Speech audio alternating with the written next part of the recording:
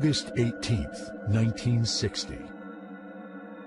100 miles above Earth, a secret race in space has started. Corona, America's first photographic spy satellite, has just been deployed. The capsule was packed with over half a mile of film. The camera could capture images of objects as small as a truck on Russian territory, at least on a clear day. The satellite would be taking pictures. A parachute would open. They'd go to all this trouble of capturing this capsule that's coming back down to Earth. Aircraft would rush it from Hawaii, where they're capturing it, to Washington, where they're developing the film, and then they put it on these big light tables. And they look at these pictures, and what do they have? They have pictures of the tops of clouds. It was the nuclear missile bases under those clouds that Corona was supposed to find. The smartest engineers the CIA could find had gotten it off the ground. On my mark. But in space, it was missing a human touch. Some thought it could never work without a human at the controls, without a finger on the shutter. The argument was that if we had a man up there, he would have more flexibility and judgment in looking at areas of interest. And spying was just one possibility. One of the more amazing documents that we got was this list of experiments. Among those were going up there and capturing a Russian satellite, maybe knocking a Russian satellite out of orbit, or completely destroying a Russian satellite. But the risk of launching astronauts on covert missions to space was enormous. Any attempt had to be kept completely secret. Only a handful of people know what really happened. You just couldn't tell anybody about it. Nobody. I didn't tell my wife anything. I wasn't allowed to. The program is still classified. Nobody's ever told us it wasn't. Up next on Nova, a space story you've never seen. The story of the Astro Spies.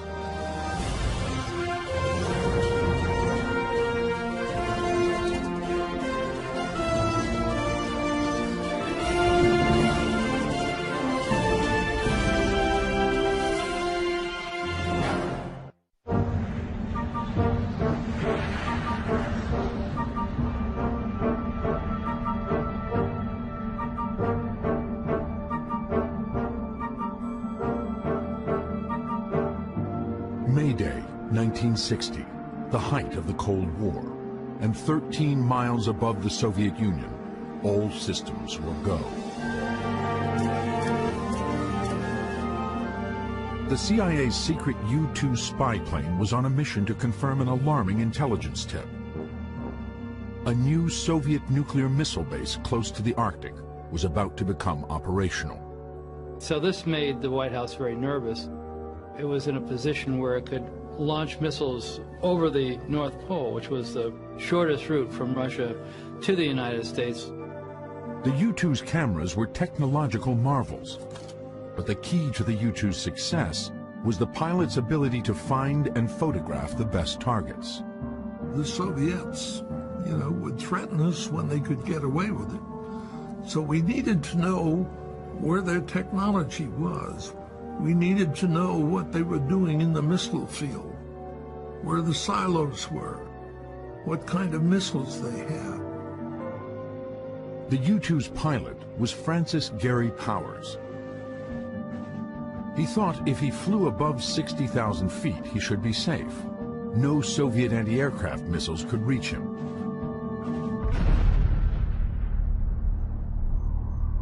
He was wrong. When Gary Powers was shot down, the president said, no more U-2 overflights. So that put the United States in a very bad position. We had these U-2s and we couldn't fly them over the Soviet Union. You don't want to cause a provocation and you don't want to be shot down. What's the answer? Well, you go up into space. This is Mercury Control. The countdown is now T-minus. Launch Complex 5-6 at Florida's Cape Canaveral is a monument to the early days of space exploration. 3, 2, 1, 0.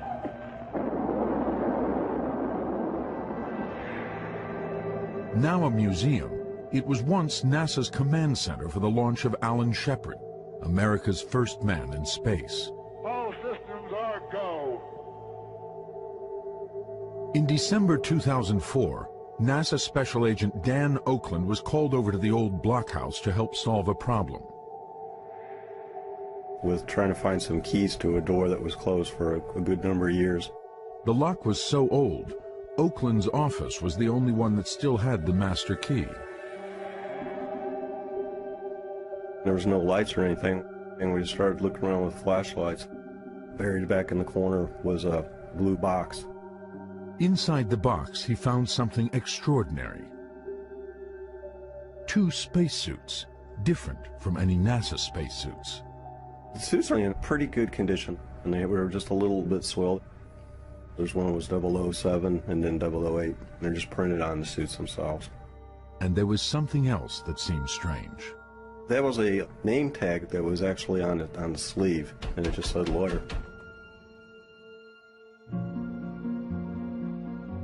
I've been following space and espionage for a long time, and after I heard the story of Dan Oakland finding these spacesuits, I thought it was extremely interesting.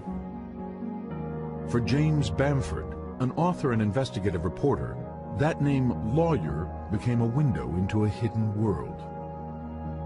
There was a small article about these suits in a space website, and it was very curious, because if you look at the list of NASA astronauts, there's never been a NASA astronaut named Lawyer. But I did find the name Lawyer, Captain Richard E. Lawyer, on a list of pilots chosen to be part of an Air Force space program in the 1960s. When I looked closely at the program, I realized it had been run by a secret agency inside the Pentagon. Well, I did manage to get some documents. Much of the program, even 40 years later, is still officially secret. Lawyer's name was on a list of 17 pilots who were chosen for the program. I managed to talk to him off camera about a month before he died. And the information he gave me helped me find 10 of the other pilots who are still alive. It's an impressive group. Some of the pilots Bamford found became space shuttle astronauts. Vice Admiral Richard Truly even became the head of NASA. Lieutenant General James Abramson was put in charge of President Reagan's Star Wars program. General Robert Harris would become vice chairman of the Joint Chiefs of Staff. None of them has ever talked publicly about the secret that ties them all together. An Air Force program called Mole. It's one of the great untold stories of the Cold War.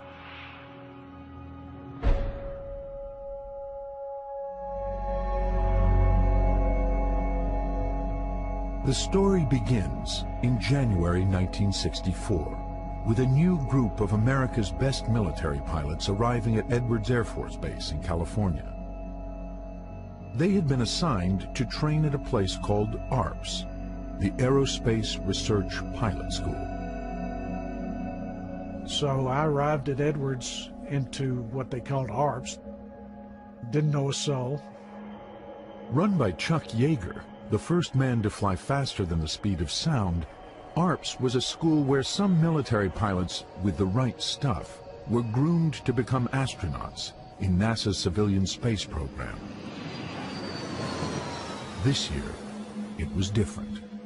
As we went through our student year and got toward the fall, we realized that something funny was going on, and the thing that was funny going on was they were actually conducting a secret, I guess you'd say, a crew selection.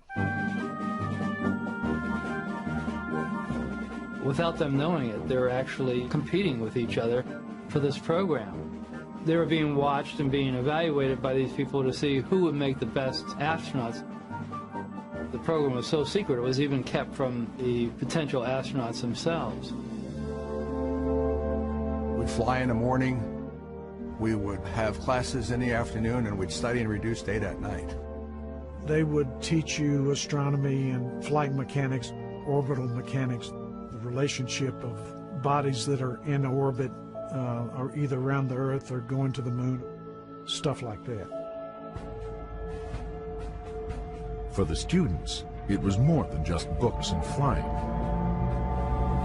They were poked and prodded, spun in centrifuges, bounced in chairs, and battered with psychological testing. And lo and behold, they finally came out with a list, and I was on the list. I almost fell over. I had no idea. Then I had to go through a screening with a couple other guys to see whether I would fit. The previous height limit had been 6 feet, and I was almost 6'2". I was determined, so I pulled that helmet down so tight I was almost dying, but I just barely made it. I think there were about 100 people that started out, and to survive down to 8 or so made you feel pretty good. This was 1964. 1964, only Mercury had flown. The Gemini astronauts were down at NASA. And here we were going to get to fly in space, even though it was a military program. So we were sitting on the top of the anthill. And they finally did tell the people that they selected, but they only told them a cover story. They didn't tell them the real story about what they were being selected for. What they told them was that they were just going to go up to space and do experiments. Unlike U-2s or spy satellites, launching man into space just couldn't be kept secret. So a decision was made to call it a laboratory and to try hiding the project by putting it in plain sight. Ladies and gentlemen, the President of the United States. President Lyndon Johnson announced the program and gave it a plausible cover story, something that Americans, if not the Russians, would possibly believe. Good morning, ladies and gentlemen. I am today instructing the Department of Defense to immediately proceed with the development of a manned orbiting laboratory. This program will bring us new knowledge about what man is able to do in space. The cover story was that the Manned Orbiting Laboratory, or MOLE, would be a space station crewed with 2 military astronauts for 30-day missions. During that time, they'd perform routine experiments on themselves and test their ability to do military tasks in space. There was no mention of an operational mission, nor any hint of espionage. The cost of developing the manned orbiting laboratory will be $1.5 billion. It took 3 more months until the crew was finally told their real mission. And that day really was an amazing day.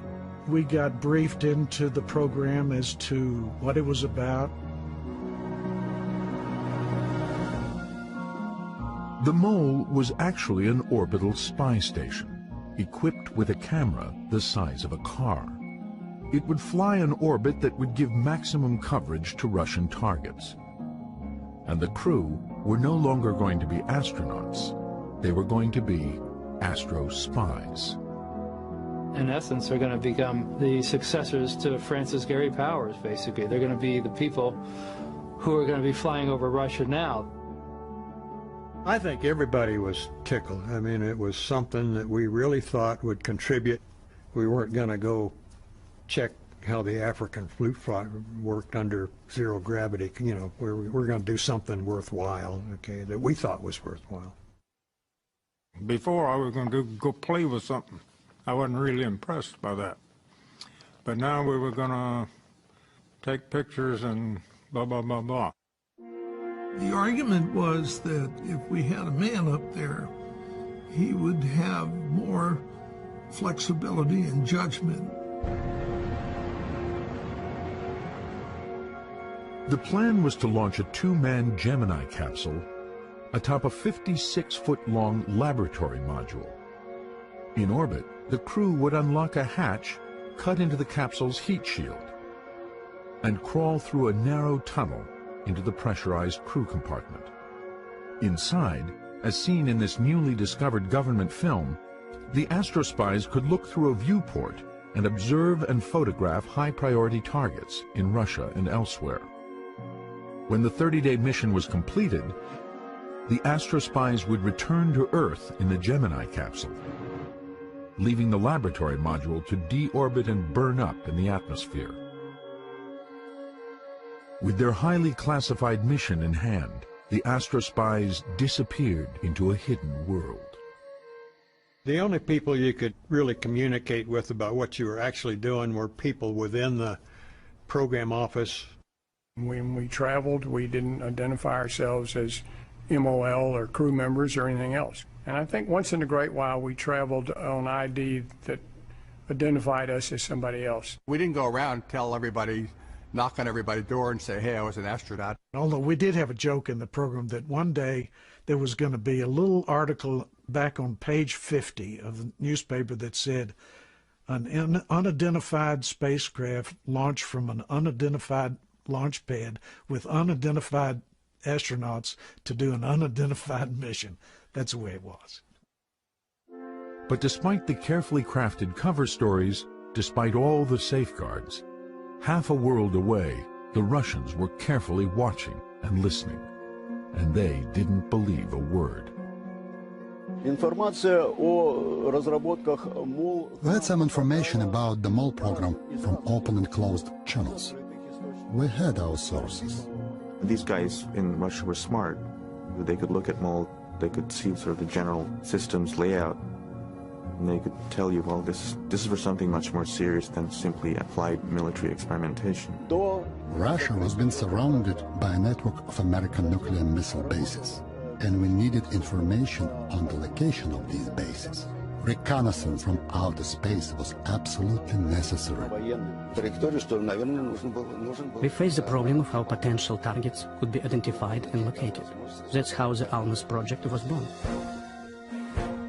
In Russian, Almaz means a diamond in the rough.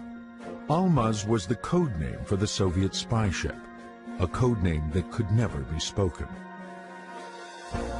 Almaz was a state secret, a spacecraft the Soviets hoped would dwarf the American MOL. It's not just a satellite or a spaceship. It's a whole complex, a whole system that consisted of a number of elements. Its overall weight was about 20 tons. We're talking about two massive, 20-ton spaceships in space docked to each other, cosmonauts photographing the Earth, perhaps even doing some sort of battle simulations. And it wasn't just going to be bigger, it was meant to be better.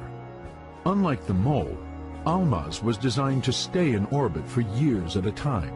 Supply ships would ferry cosmonauts and equipment back and forth on a regular basis. The Soviet Union at that time was ahead in many ways. We launched the first satellite. We had the first spaceman, so we believed we were ahead of everybody. Almaz and MOL were, in some sense, kind of the shadow space race. It was the one without the parades.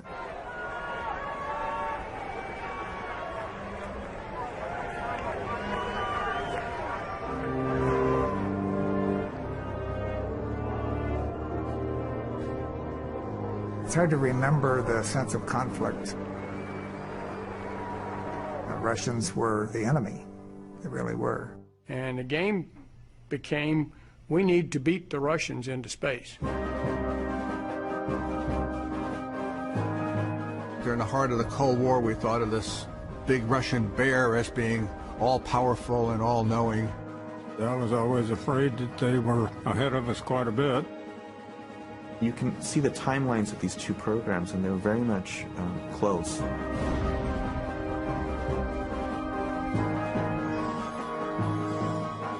Hidden from view, an intensive training program began.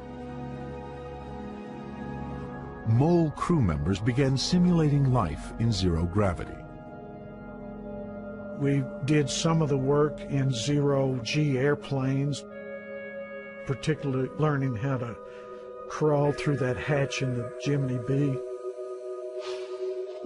One task the astrospies simulated over and over was one of the most basic, going back and forth through the hatch and narrow tunnel that connected the Gemini capsule to the laboratory module. One would go back into the Gemini through this really awkward tunnel. Now, as we progressed on the program, we got better at what we were doing. In an eerie parallel world, cosmonauts were practicing exactly the same maneuvers in Russian airplanes. Even though there was no exchange of information between the Americans and the Soviets, we were thinking in the same direction.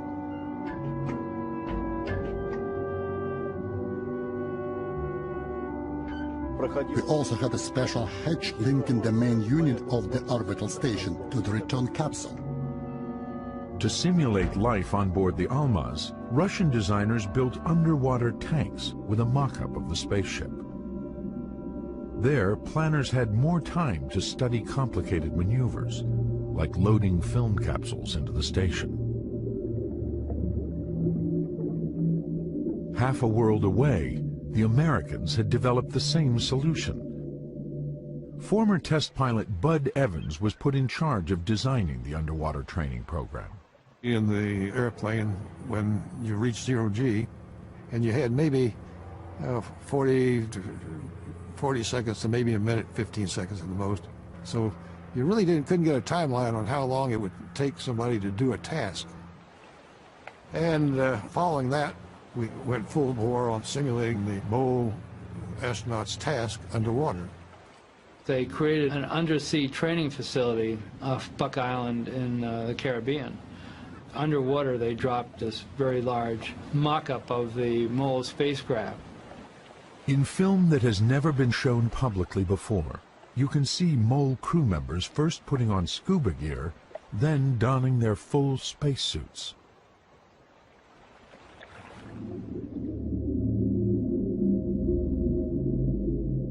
It was very similar to what it would be in space.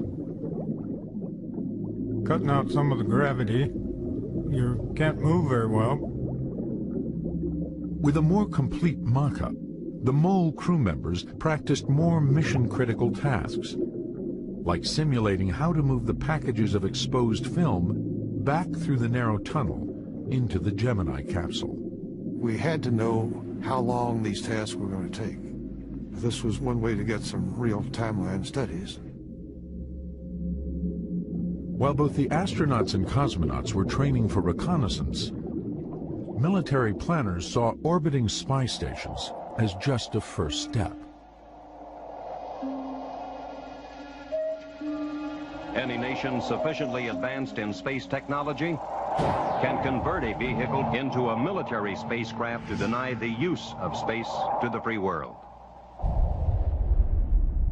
A 1963 Air Force briefing film titled Space and National Security depicted space as a battlefield and showed just how far the military thought that battlefield might extend. In the 60s, this was a time of big thinking on both sides.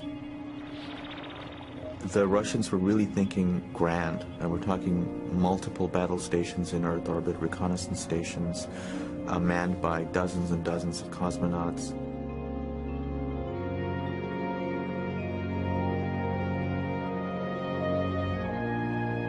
One of the more amazing documents that we got was this list of experiments that were going to be used on the Mole.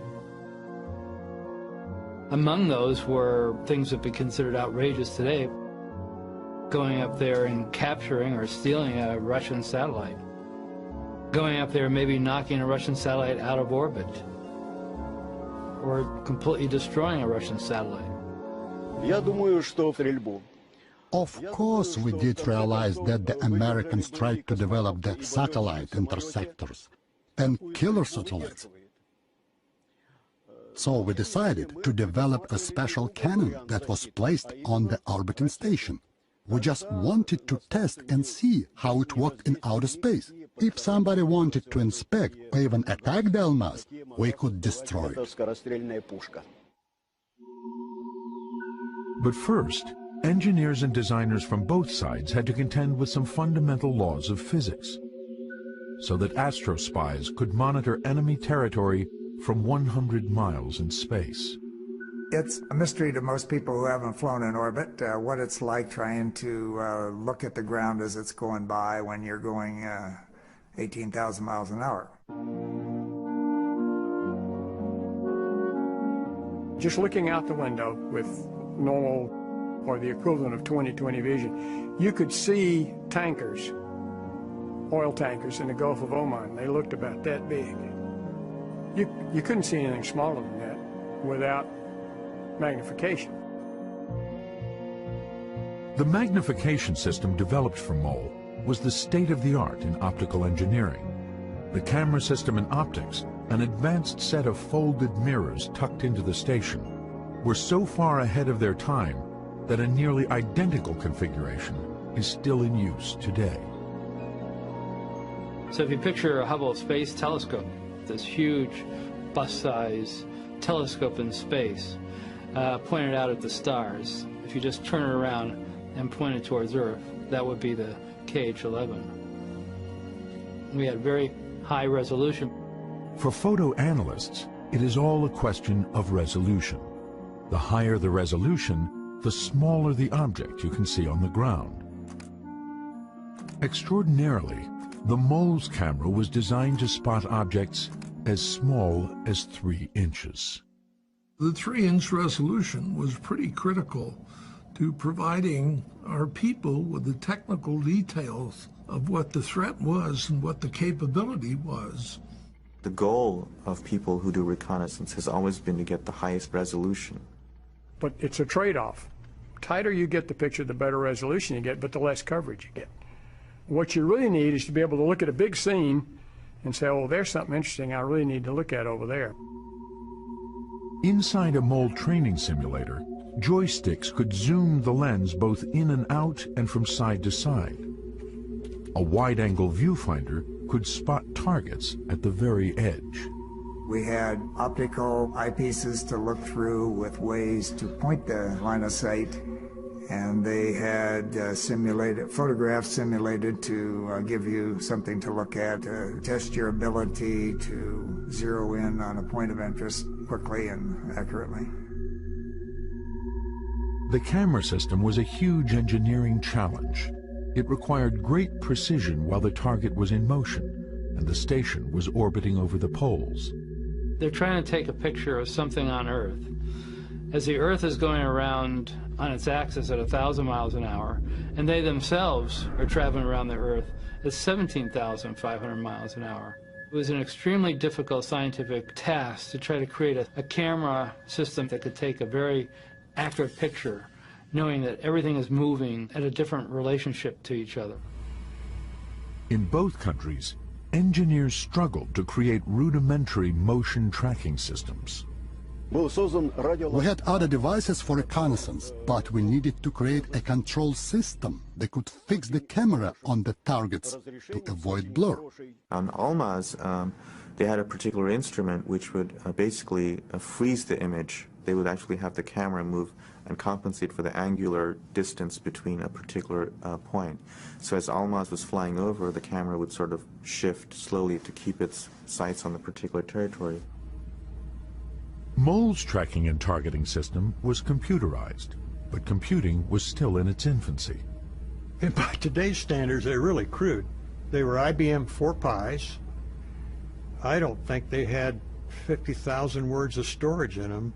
You could actually go to IBM, actually went there and watched, believe it or not, these ladies sitting there stringing these little magnetic cores on these wires to form the memory of this thing. You've got more on your cell phone probably than they had in those computers. But orbiting computers and tracking systems weren't what made the MOL extraordinary. The difference between the MOL and an unmanned system is that here's a system with people in it. People are, hands-on in the spacecraft, making decisions and adjusting it and so forth. That's the difference. You have to ask yourself the question, I'm investing an enormous amount of resource to maintain a crew up in space. Now what they can provide is a real-time analysis of the targets. They can look at something and they can say, well, this is something interesting and we should find out more about this. But is it worth that amount of resources to have a crew just tell you that? The MOLE program to put human beings in orbit was going to cost more money because everything had to be man-rated. There had to be safety features. It's extra weight. It means the vehicle has to be bigger. It has to have more fuel. It just adds cost everywhere along the line. MOL was a very expensive program. It seems like chicken feed today. It was I think it was a $3 billion program, but in the 1960s, that was a lot of money. Think back in the mid to late 60s, Johnson was the president. He was trying to fund all the Great Society programs. He was trying to fund the expansion of the war in Vietnam. He was trying to fund going to the moon on Apollo, and here we were. And we would take a cut basically every year, and we used to jokingly tell ourselves that the only thing that remained constant on the program was the number of days till the first launch. The scheduled launch date for the first MOLE mission was August 1970. The Russians planned to launch Almaz that April to commemorate Lenin's 100th birthday. But in November 1966, the Americans seemed poised to make a huge leap forward. At Cape Canaveral, a unique rocket configuration was rolled out to the launch pad. Atop the standard Titan 3C solid rocket boosters was a hollow mock-up of the MOLE laboratory. And atop that, workers attached an unmanned Gemini B capsule. Designers needed to test whether the Gemini's heat shield would still work after the MOLE's access hatch had been cut into it. Unlike most NASA launches, there were no astronauts on display.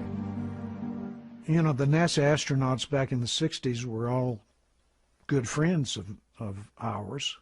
We knew them all. We went to Houston, and when we went to Houston, they'd tell us all about what they were doing, and we wouldn't tell them anything about what we were doing. We were different, that's all. We weren't on the cover of Life magazine. We weren't driving Corvettes. We were, just doing different things.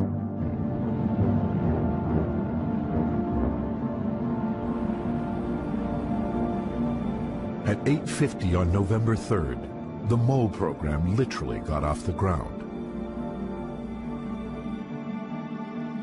Just over 100 miles in space, the unmanned capsule was ejected.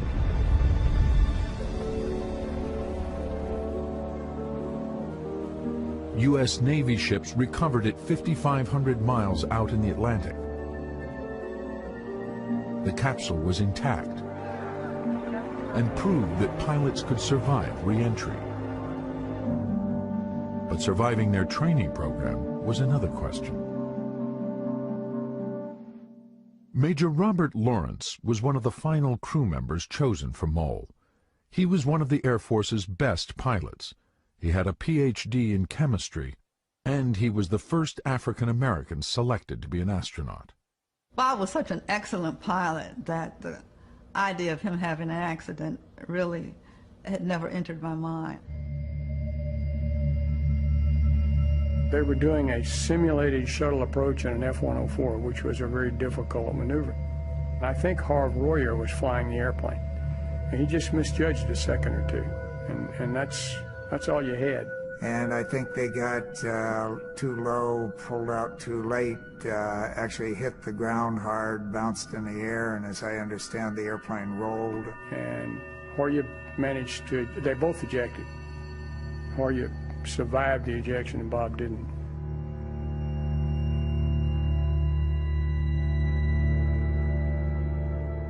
I was standing at home changing the buttons on a dress, and I looked out the window and saw Bob Harris coming up the walk. I thought, I don't have to ask. This is what they call a life-changing experience, you know. Suddenly, you know, in the morning everything seems okay, and then a few minutes later, it's all over. That morning, Bob wanted to change his flight. He wanted me to fly in his place on that particular flight. That's about all there is to say. I should have been in the back seat of that airplane instead of him.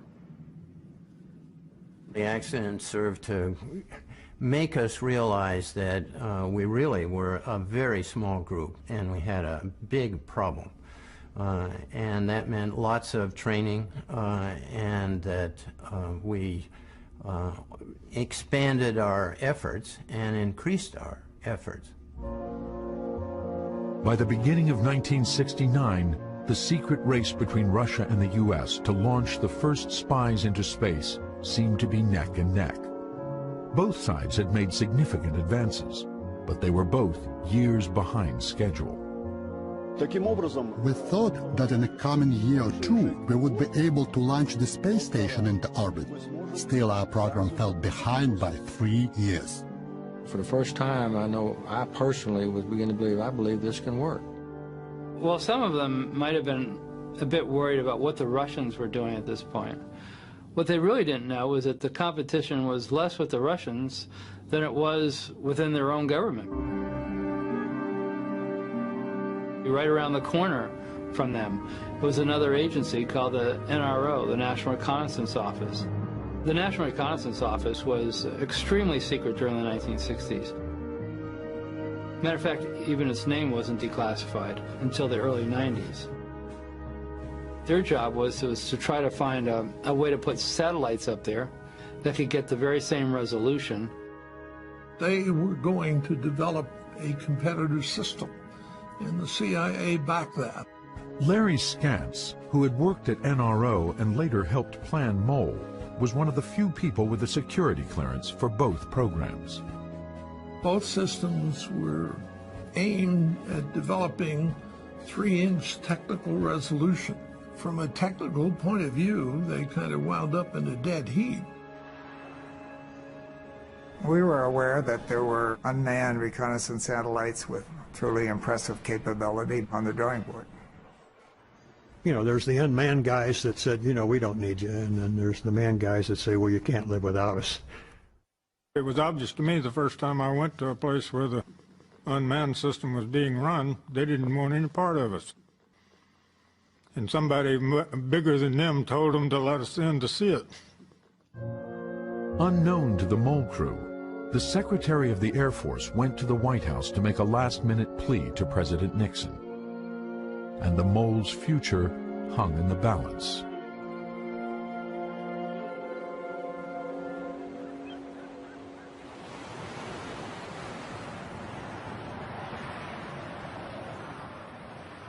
For Hank Hartsfield, the morning of Tuesday, June 10th, 1969, was like any other.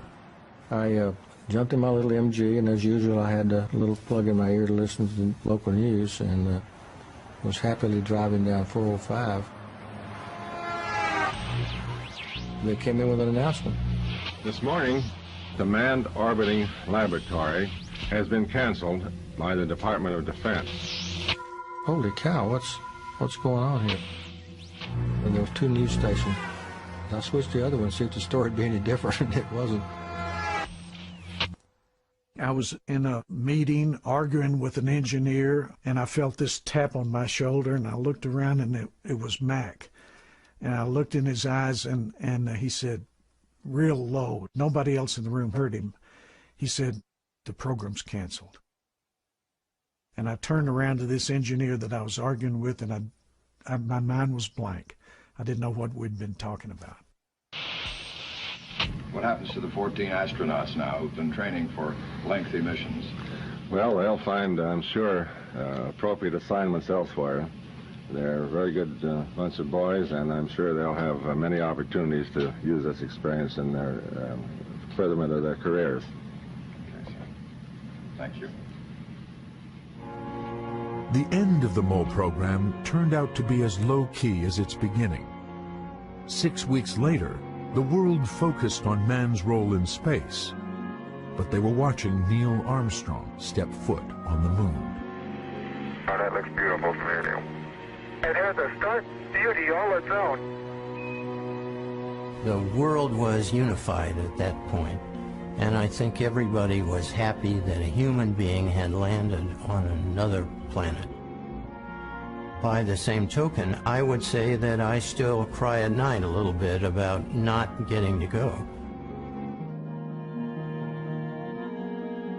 The Americans had just landed on the moon in 1969, which was probably the greatest event in the history of space exploration so far.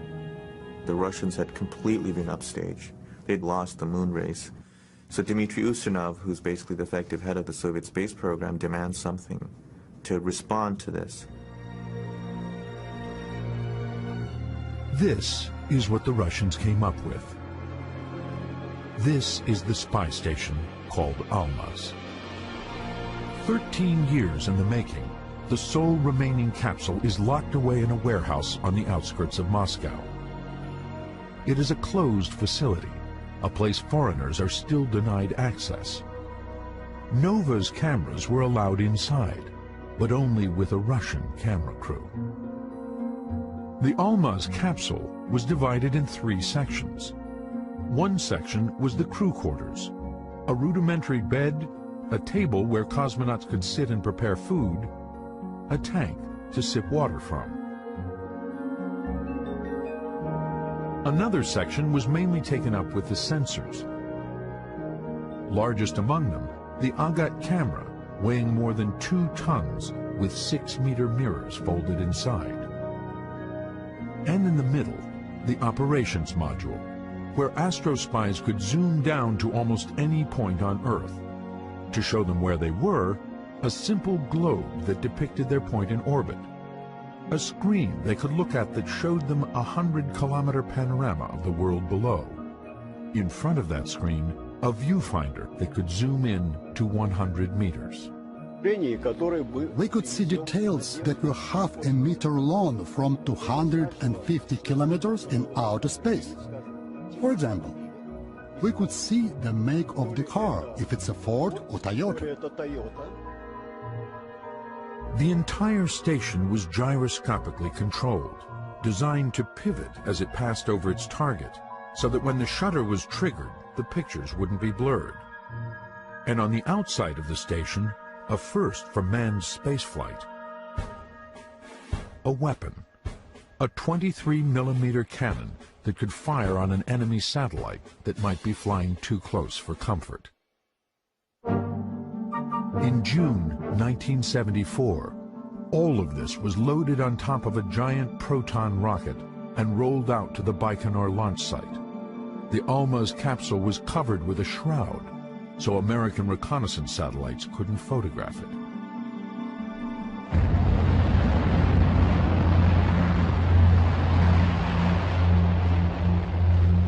Nine days later, Colonel Pavel Popovich and his flight engineer, Lieutenant Colonel Yuri Artukin, were launched into space to dock with the Almaz station. They were the first astrospies to orbit the Earth. Their mission lasted 15 days. Valery Romanov is a cosmonaut who trained on the Almaz program in the 1970s. Inside the command center, he demonstrates how Popovich's mission worked. These are the synchronization levers. By pushing the button, we could switch on the camera. But the process itself went like this. Here is the panoramic screen where I can see the ground beneath the station. And this is how I zoom in. So, for example, I'm flying over the ocean and I spot a warship. I can see it's going a little bit to the right, so I can rotate the station a little to keep watching it and then film it. 1, 2, 3, and I have a picture. We had a special system to develop the film. You turned off all the station's lights, and in complete darkness, you put the film in the developer, then moved out a projection table to fix the exposed film. Then you could select the most interesting parts and transmit it back to Earth with a video camera. So about an hour after you took a picture, people on Earth could be studying it. Now let me show you the periscope and how it could protect you from attack. If you look through here, you can see outside the station and what's happening around it. Ground control can tell me something is going on. If something's approaching here, and that might be a killer satellite. We have the Noodleman cannon right below the station's belly. So I tried to rotate the station to face the object head-on. And then feed in the command to fire.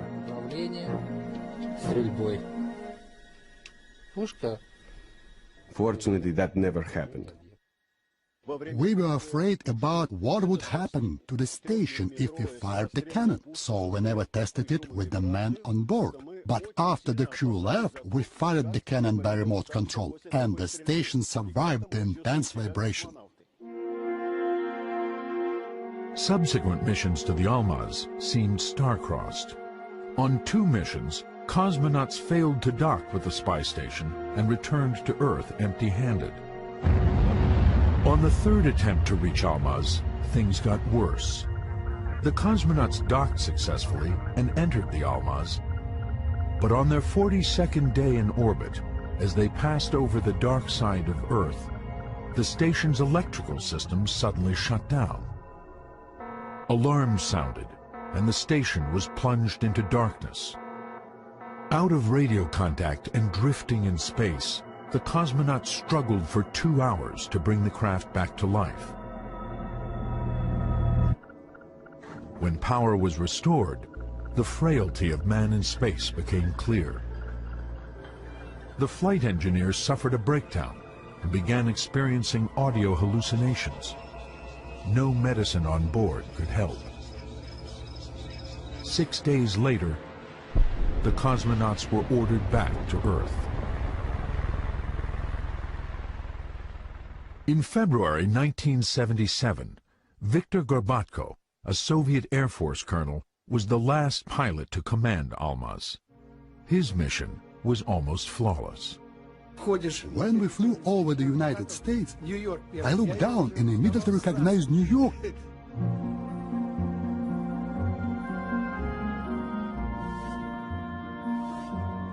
We could see human beings on the streets. I would say we could see objects about 1 meter in size. I had enough time to count planes on the ground when we flew over military bases.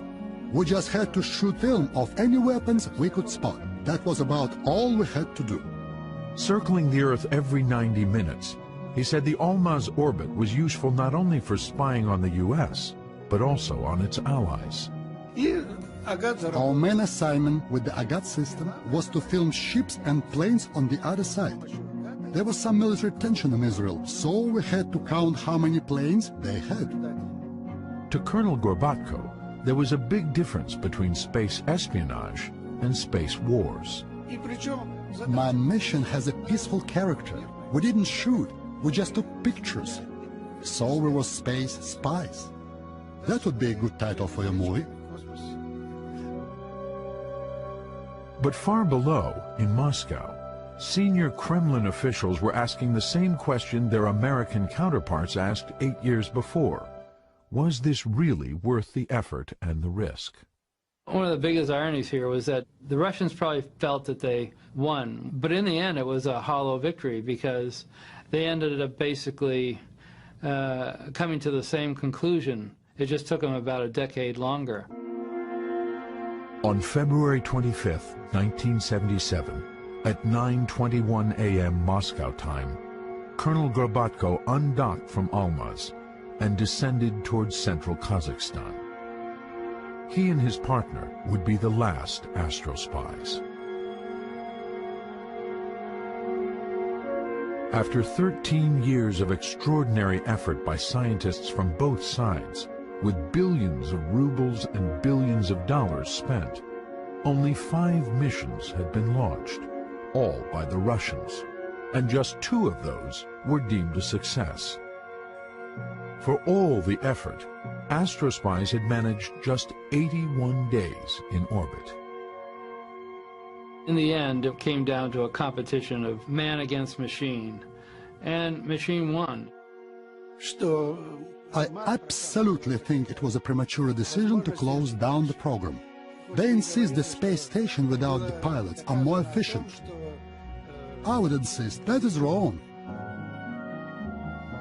I thought it was a good program. I think we could have done something really worthwhile. It was aborted prematurely as far as we were concerned. I think it was positive. I'd like to think, and I believe I'm correct, that we had a positive influence on the way things would be going in the future. 2 months before the last Russian cosmonaut left the Almaz, America's National Reconnaissance Office successfully launched its first KH-11 unmanned spy satellite. Said to be capable of capturing images with 3-inch resolution, but using video sensors instead of film. This was the digital age of espionage. This was what had rendered America's astrospies obsolete before they ever flew.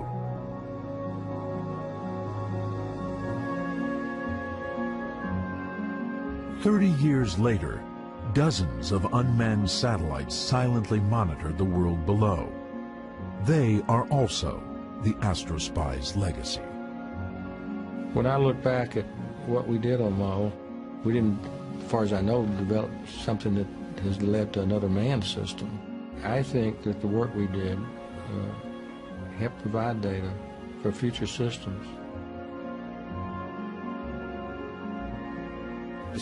Just yesterday I went to the Google search engine and I could actually see my own house.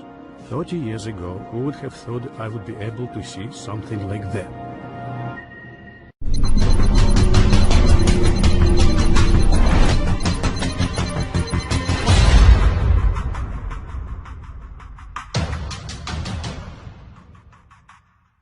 Of experiments.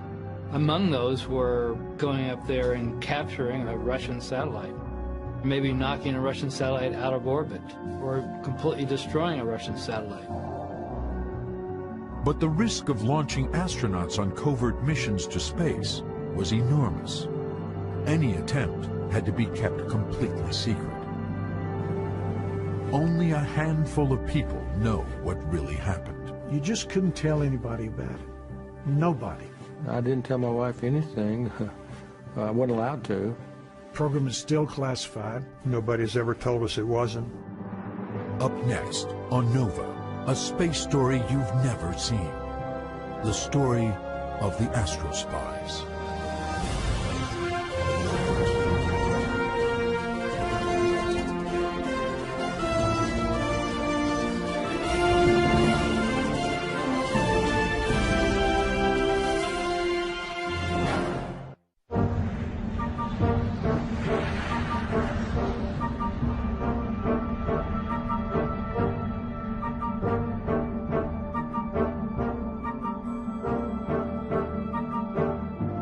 May Day, 1960, the height of the Cold War, and 13 miles above the Soviet Union, all systems were go. The CIA's secret U-2 spy plane was on a mission to confirm an alarming intelligence tip. A new Soviet nuclear missile base close to the Arctic was about to become operational. So this made the White House very nervous. It was in a position where it could launch missiles over the North Pole, which was the shortest route from Russia to the United States. The U-2's cameras were technological marvels, but the key to the U-2's success was the pilot's ability to find and photograph the best targets. The Soviet aircraft would rush it from Hawaii, where they're capturing it, to Washington, where they're developing the film, and then they put it on these big light tables. And they look at these pictures, and what do they have? They have pictures of the tops of clouds. It was the nuclear missile bases under those clouds that Corona was supposed to find. The smartest engineers the CIA could find had gotten it off the ground. But in space, it was missing a human touch. Some thought it could never work without a human at the controls, without a finger on the shutter. The argument was that if we had a man up there, he would have more flexibility and judgment in looking at areas of interest. And spying was just one possibility. One of the more amazing documents that we got was this list.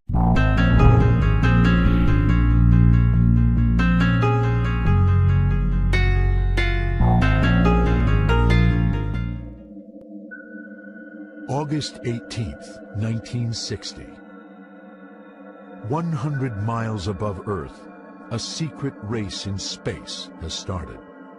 Corona, America's first photographic spy satellite, has just been deployed. The capsule was packed with over half a mile of film. The camera could capture images of objects as small as a truck on Russian territory, at least on a clear day. The satellite would be taking pictures. A parachute would open. They'd go to all this trouble of capturing this capsule that's coming back down to Earth. That's, would threaten us when they could get away with it. So we needed to know where their technology was. We needed to know what they were doing in the missile field, where the silos were, what kind of missiles they had. The U-2's pilot was Francis Gary Powers. He thought if he flew above 60,000 feet, he should be safe. No Soviet anti-aircraft missiles could reach him.